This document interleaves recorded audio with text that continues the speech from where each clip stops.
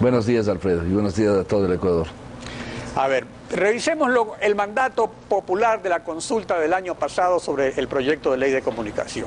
La pregunta número 4 decía lo siguiente: ¿está usted de acuerdo con que la Asamblea Nacional, sin dilaciones, dentro del plazo establecido en la Ley Orgánica de la Función Legislativa, expida una ley de comunicación que cree un Consejo de Regulación que regule, aquí viene lo importante, la difusión de contenidos de la televisión, radio y publicaciones de prensa escrita que contengan, este es el meollo, mensajes de violencia explícitamente sexuales o discriminatorios, y que establezca criterios de responsabilidad ulterior de los comunicadores o medios emisores. Entonces, esta pregunta fue aprobada por el pueblo soberano, pero ¿dónde dice aquí que el Consejo de Regulación puede regular otros contenidos que no sean los que contengan mensajes de violencia explícitamente sexuales y discriminatorios? Y nada más que eso. ¿Por qué arquitectos han incluido otros contenidos en el proyecto de ley, estableciendo así una especie de censura previa que está prohibida por la Constitución? A ver, me parece que siempre la respuesta tenemos que encontrar en el texto de la ley. Y el texto de la ley es absolutamente claro. Yo tengo aquí en la pantalla el artículo 17 y el artículo 18, que son clarísimos. Advierto que he escuchado en la prensa, he leído y he oído que algunos asambleístas dicen que no van a votar por ninguno de estos artículos.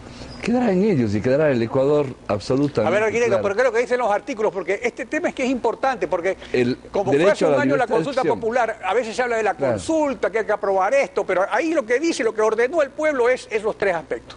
Y resulta que la ley no es eso.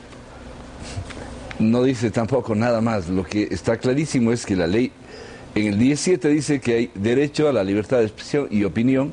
Todas las personas tienen derecho a expresarse y opinar libremente de cualquier forma y por cualquier medio, y serán responsables de sus expresiones. El 18, complementariamente, dice prohibición de censura previa. Queda prohibida la censura previa, esto es la revisión, aprobación o desaprobación por parte de una autoridad o funcionario público de los contenidos previos a su difusión. Pero ¿qué es lo que dice el artículo de las Contundente. regulaciones? No, esos artículos son muy bonitos. O sea, si uno ve la ley, tiene unos artículos impecables, perfectos, compatibles con los tratados internacionales, con la Constitución. Pero luego, cuando se establecen los principios deontológicos, que también están correctos, pero al final se establece la facultad de hacer una denuncia popular, y luego en las atribuciones del Consejo de Regulación, que sí debe existir, porque algunos dicen que no debe existir, el mandato popular dice que tiene que haber, se establecen sanciones pues de hasta el 20% de facturación de los medios. O sea, prácticamente al establecer los principios deontológicos y luego establecer las sanciones, se está realmente estableciendo la censura previa, aunque la ley diga que no hay censura previa. Las multas están clarísimamente determinadas porque así manda la Constitución, para que no sea una actitud volitiva, que no esté simplemente en el cálculo de quienes integran el Consejo de Comunicación. Debe estar claramente establecida qué sanción y qué multa, para que tenga justamente el debido proceso. Claro, pero una multa del 20% de la facturación lleva a la quiebra a ciertas empresas. Es un caso reiterado,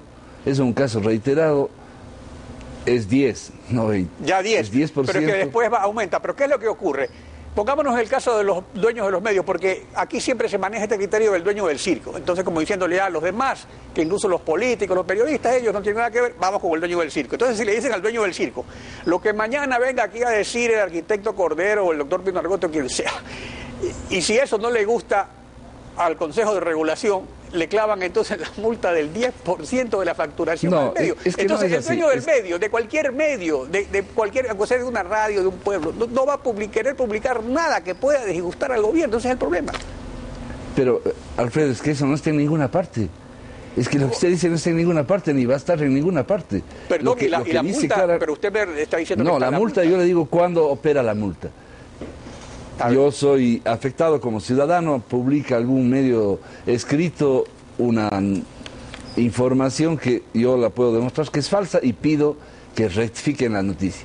El medio se rehúsa, yo me quejo al Consejo de Regulación y el Consejo de Regulación le puede amonestar, le puede notificar, y solamente cuando hay una reiteración, cuando cometen 2 veces la misma falta, le aplica una multa.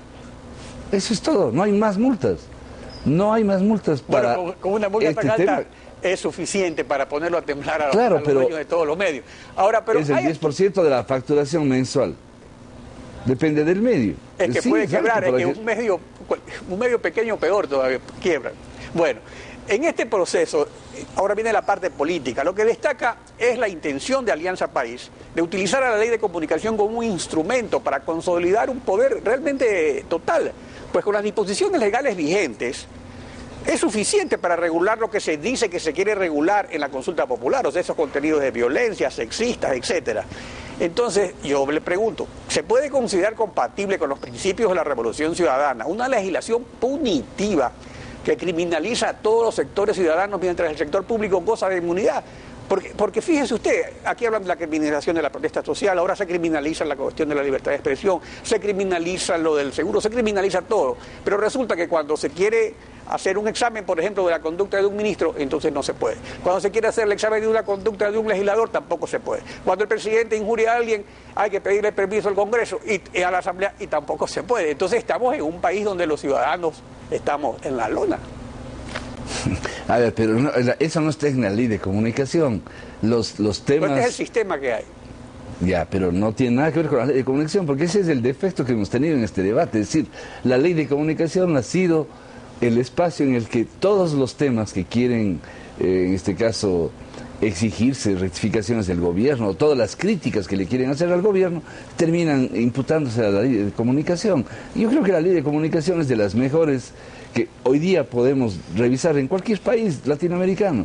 No Mire, hay pueden haber ley... 150 artículos muy buenos, basta con uno o dos. Pero no hay ninguno de los que les preocupan a usted, diciendo, Alfredo. Bueno. No hay. Lo que usted dice está en el Código Penal. Estamos rectificando el Código Penal. En esta propia ley se deroga el desacato porque bueno, supongamos entonces anacrónica. Supongamos que no hay ninguna protección especial a los funcionarios públicos. Pero por omisión, ahora, supongamos que sea como usted dice, arquitecto, pero ¿qué es lo que pasa en el otro, en el complemento del trámite?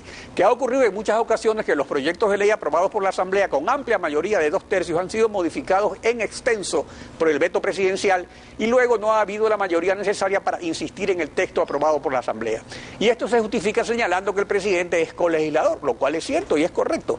Pero ¿no cree usted que en esos casos se está convirtiendo al presidente en un legislador supremo, que no es lo mismo que ser un colegislador? Y ahí se estaría desvirtuando el sentido democrático de la colegislación para establecer pues una suerte de dictadura realmente del jefe del Estado.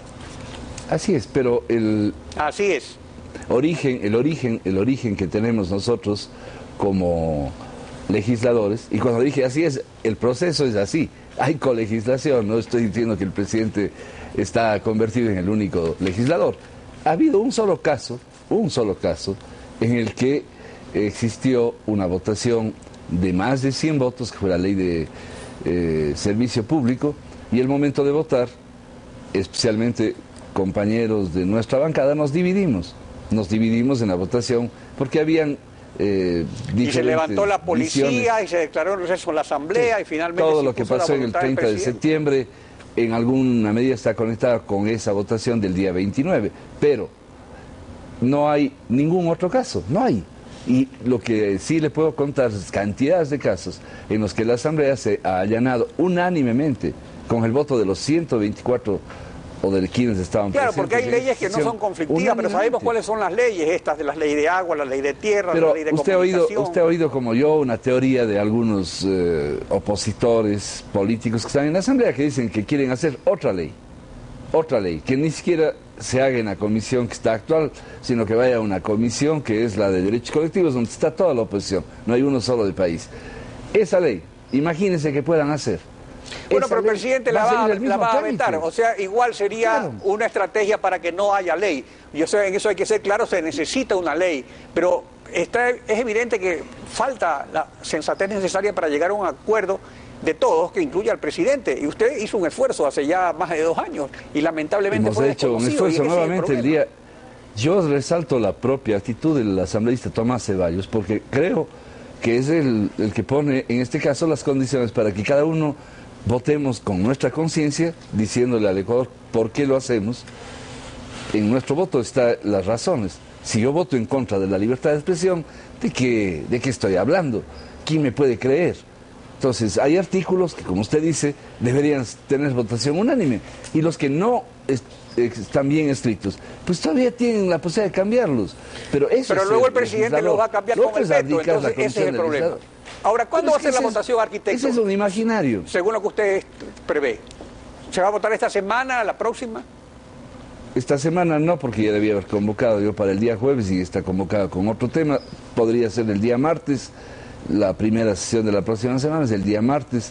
No veo razones para alargar más, pero de todas maneras Mauro Andino está trabajando con las bancadas. Normalmente ha recibido más bien comentarios favorables en términos del esfuerzo que ha hecho, pero ya en este momento, que es el momento de la concreción, hasta ayer me decía él, nadie le ha propuesto ningún cambio en ningún artículo. Dicen que hay artículos que no valen la pena. Pues cambiemos, pues. Todavía él está abierto, porque ahora vamos a votar artículo por artículo y ya no estamos yéndonos a escudar. Pero en todo caso se tiene que ir a votar, porque Mauro Andino no puede seguir indefinidamente en las consultas, digamos.